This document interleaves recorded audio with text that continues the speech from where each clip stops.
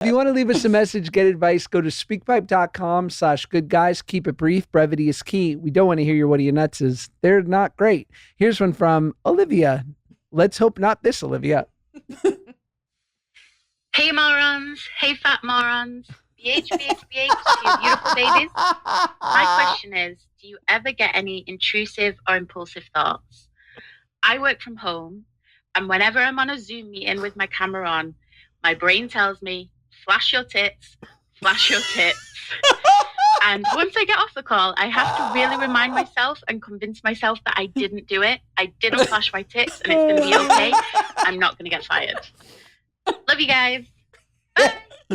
That is the greatest speak pipe we've ever had. So good. Starting with fat morons, ending with flash tits. Unbelievable. Ooh, that was a good snort. That was a good snort. Oh my God. Okay, I've gotten plenty of intrusive thoughts. Never to flash my tits or like get naked on Zoom and during a meeting. That's strange.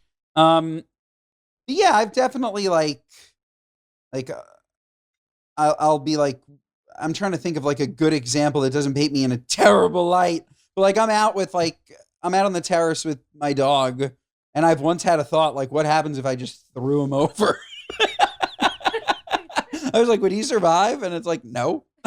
And then I have to back it up. It's like, you love him. You don't want to throw him off the balcony. You have any intrusive thoughts like that, Josh? Sometimes when I'm sitting at a meal with someone, I just think about taking the water or the glass that I'm holding and just going, ha! Like throwing water in their face. Can you imagine being that type of person that like flips tables? You're like angry and you just like flip it. Yeah, like Teresa Giudice. You with the terrible pronunciation. Giudice. I don't think so. I think you're wrong, dude. Giudice. Not it, Giudice. Yeah, Teresa Giudice. Giudice. Hi, I'm Teresa Giudice. Am I wrong? Yes, it's Giudice. Teresa Giudice? Yes. Okay. Yes. Whatever you say. Yeah, flipping tables. Privilege. Like her. Privilege. For sure. Oh my God. Olivia, have you ever flipped a table? I don't think I've ever flipped a table. I have not flipped a table. I've not flipped a That's table. good. That's good. It's not good to flip tables. Have you ever punched a wall? No, but I like to, my intrusive thing is I have thoughts of like throwing random things. Like this like mic flag. I would just love to like chuck it. Not at anybody, just to throw it. Just to throw it. Yeah, yeah. Interesting. I've never punched through a wall. Josh, have you? No, I think that's corny. I think it's like really losery.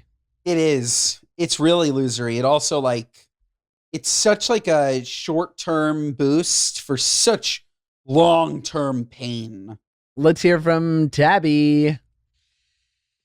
Hey, good guys. Newish listener here. I came for Drake. I stayed for Ben. Anyway, I'll keep my question quick. I am in an age gap relationship and we're monogamish. He's 17 years older than me. We're super in love. Our relationship is like basically perfect. But the only thing we disagree on are politics, which is like, it's a big one, right? So I try to avoid it, but like we disagree, like big disagree. So, I don't know. I guess my question is like, because the fights get really bad over it, even though we don't fight about anything else. I guess my question is, do we need to break up? Not to put that on you. Do we need to break up though? Josh Peck, I love you. You're great. Thanks. Bye. I don't think so. Maybe we'll totally disagree on this. I hate when people let politics get in the way of actual friendships because all of these things that we're talking about may or may not even happen. I'll give you one that is very current, right? Tariffs. Everyone bugged out about tariffs. They're like, this could lead to this. This could lead to this. Oh, fuck him. Oh, this. Oh, this. And then now that he's rolled them back, it's now, it's like nothing ever happened. And I'm not advocating for or against tariffs. I'm advocating against bugging out before something happens. And I feel like that is politics in a nutshell. It's always like, what if this person does this? What if this person does that? And I think it's just people spewing diarrhea all the time. And to let that affect an actual friendship or a relationship. Now, I don't know, unless this is like a fundamental thing, unless this is like he is pro-life and you're pro-choice, that is one of the only types of examples that I can think of where that would be a deal breaker, for me at least.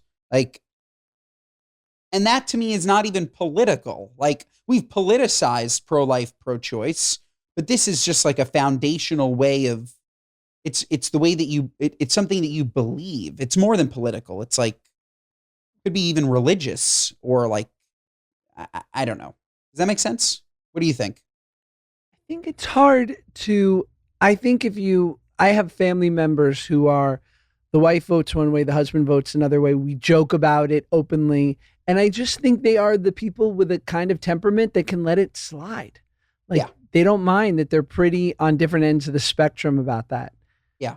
I think it's hard because I think my wife and I are not alike in many ways on the things that don't matter, but that does become very annoying because that's what we deal with most. Like, I think on the deep things that matter most, which is why we're married, are the way we want to raise our kids, how we feel about treating people, finances, our morality is aligned. I believe that my wife is the greatest person and I follow her lead with the way we raise our kids. I feel like she honors me with my work and the way I prefer to deal with finances because I come from a real scarcity place of growing up really poor and insecure, and she honors that, and her family's incredible.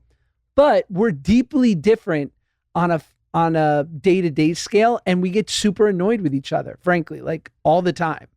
And so, but, we deal with it because the things that are super important, we are very aligned. So I think it's like a trade-off, right? Like, what do you think?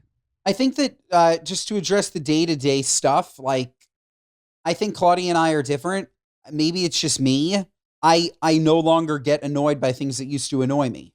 Like, to me, and I'm not trying to simplify your problems, I think that being annoyed is a choice when they don't matter. When these things don't matter, you're choosing to be annoyed. You don't have to be annoyed. Did you lose? For sure. But it is what it is. That's me. On the big things that you mentioned, that you guys are so in sync, that brings me back to the things that you described are not aligned to a party. They're not. If you think that they're aligned to a party, you're a part of the problem. If you think that based on the way that somebody votes changes their moral compass, you are the problem. You are factually the problem. Like, that's it's just not, or you're believing like such bullshit from either side, like such like volatile hate that tells you that based on the way that somebody voted makes them a bad person. Because it's just not true. It's not. You don't know why somebody voted a certain way.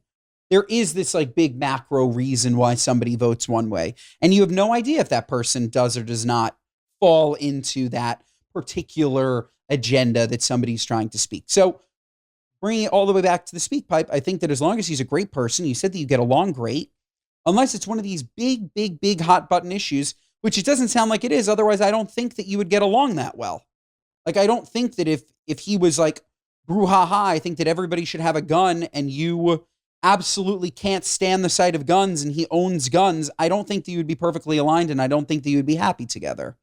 So, right?